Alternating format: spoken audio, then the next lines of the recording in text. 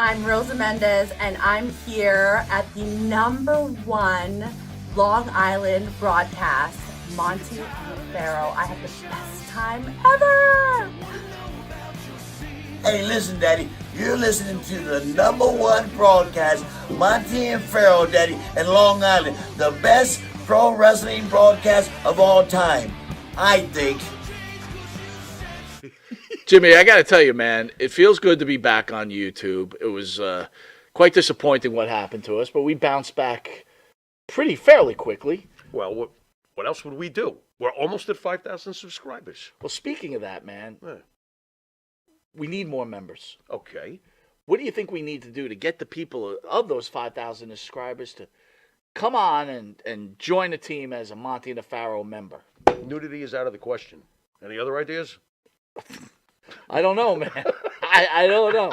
But what I do have a few ideas. Well, just like Prel, they should tell 2 friends, and they could tell 2 friends, and so on and so on. Hit the like, hit the subscribe. Check out all our content. But that's, you know what? That's why you're the star of the show, because guess what? Members get special content. Even we spoke about it. Pharaoh came to me one day and he goes, man, what's the deal? I can't even watch some of these videos because I'm not a member. And I said, there you go, Pharaoh. You got to be a member because this is what the members get. They get free content that none of the other fans that watch this show get. That's right. You get free autographs from some of these wonderful stars that come in, right? Nice. All you do is you go to the MNP webpage, or right, our own page, and shoot us an email and say, hey, man, I want a picture of Tommy Rich. I want a picture of whatever. And boy, that's on its way. We give them their choice. That's right. We rock. We do rock. And you need to rock too. Join.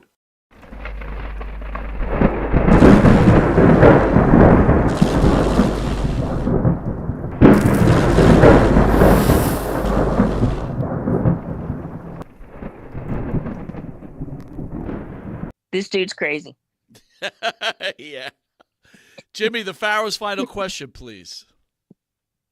I also want to thank you, Kathie. You've been probably one of the realest guests we've ever had on. I really appreciate that. We've been doing this for a while. I'm gonna ask you another question about Paul, because we have grown very fond of Tod Gordon. Personally, agreed, Mike. I mean, agreed, Todd's Jimmy. Agreed. Good Todd's question. one of our favorite people, and I have nothing but respect for Tod. Something I couldn't shake, so just let me explain quickly. When we were at the big event recently, when I went up to New York for a few days, there was a line, as there should be. There was a line a mile long for Paul Heyman. And I found it very sad that being forced to sit at a table, at his own table, in front of this long, long line for Paul Heyman was Tod. Do you think, and Mike and I sometimes feel this way, so forgive us, it's just our personal feelings about the situation, but do you think at some point that Paul left Tod to basically just left him for dead, for lack of a better term? Maybe it's not well put on my part, but I just feel like Tod was just forgotten about, and Paul's gone on and well deserved. Paul's been great. Paul is great. But do you think at any point he would turn to Tod and be like, hey, let me find you a position, or let me help you, or let me do something I can to back whatever you are interested in currently? Because without Tod Gordon, is there an ECW in the first place? Any thoughts on that? Could Paul have done more for Tod, or am I out of bounds? No, I don't think you're out of bounds, but I'm sure Tod has his business. Right. And a family. Right. At that point, Paul didn't. I think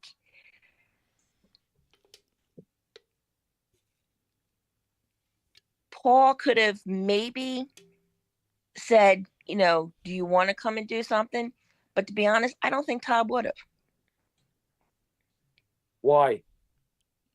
His business and his family.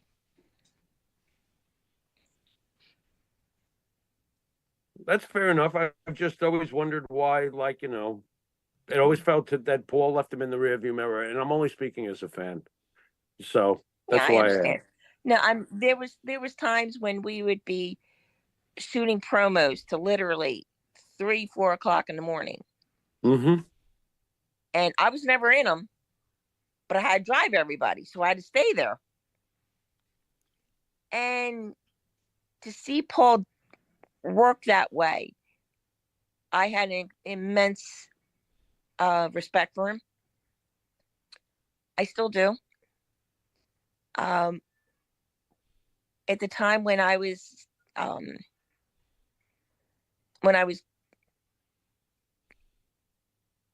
leaving ECW, I had went through a lot of things. Depression. My best friend, the guy I was dating, was killed in a car accident. And it took a lot out of me. And it was just time that I, people were saying a lot of stuff about me, and it just got a lot. And the guy I was dating was Joey Morella, Gorilla Monsoon's son. Mm. And I mean, Paul was there, but it was dealing with the depression that I just, and people are to be very honest, they wanted my job. So things were said and I left. I've made amends with people. New Jack and I became very good friends again after before he passed. Tod and I were fine. Taz and I, and anybody, you got to be on Taz's good side, But I couldn't make it up to the big event last time. I would have loved to met you guys in person. Same here. But Same. Ditto. it was, Yep. I really wanted to go up and just talk to Paul.